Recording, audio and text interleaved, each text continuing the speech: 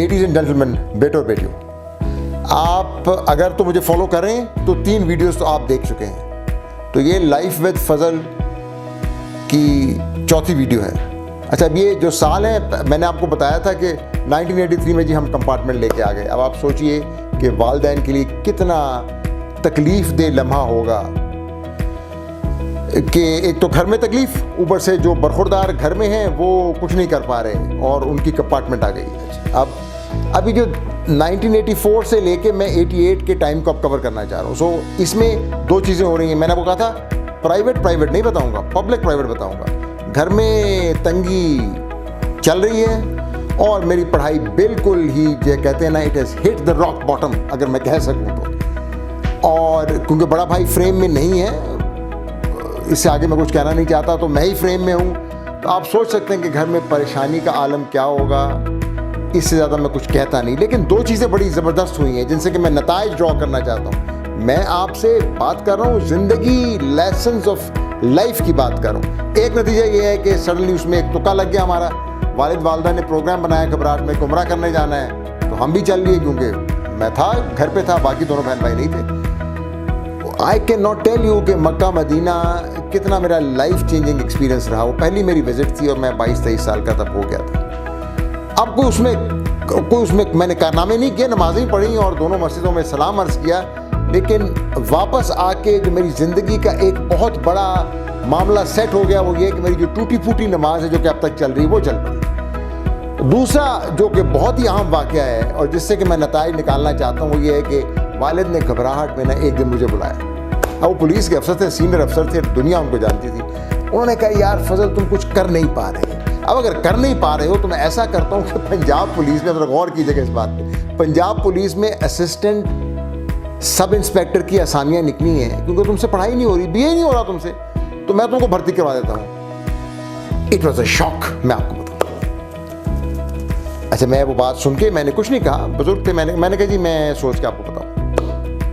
अब मुझे पता नहीं है, मैंने वालिद साहब जब हयात थे पूछा भी नहीं और वालदा से भी कभी नहीं पूछा कि क्या ये दोनों गुड कॉप बैड कॉप खेल रहे थे मेरे साथ या क्या कर रहे थे। लेकिन अगले ही दिन वालदा ने मुझे बुला लिया।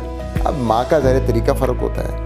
माँ ने इस बात का जिक्र नहीं किया कि बाप ने क्या बात की है तुम्हारे साथ। उन्होंने कहा, देखो मुझे तुम पे पूरा यकीन है, तुम मेरे लायक तरीन बच्चे हो,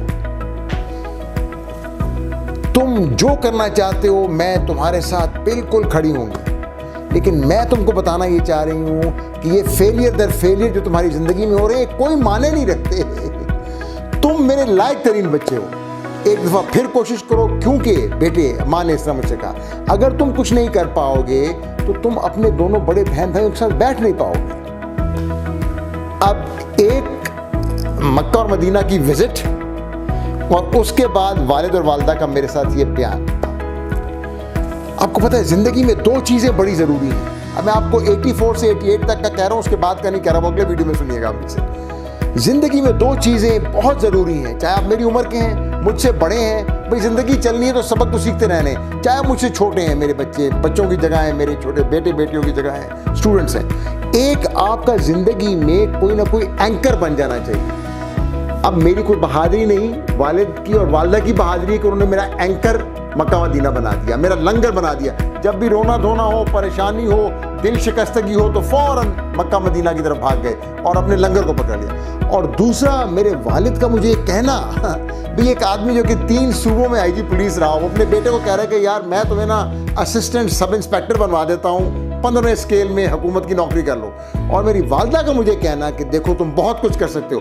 दूसरा जो लेसन मैं अहम आपको देना चाहता हूँ वो ये है कि आपको ज़िंदगी में कदम कदम पे रियलिटी चेक्स करने हैं। भाई आपके जो कदम है ना, जो पाँव हैं, they should be on the ground.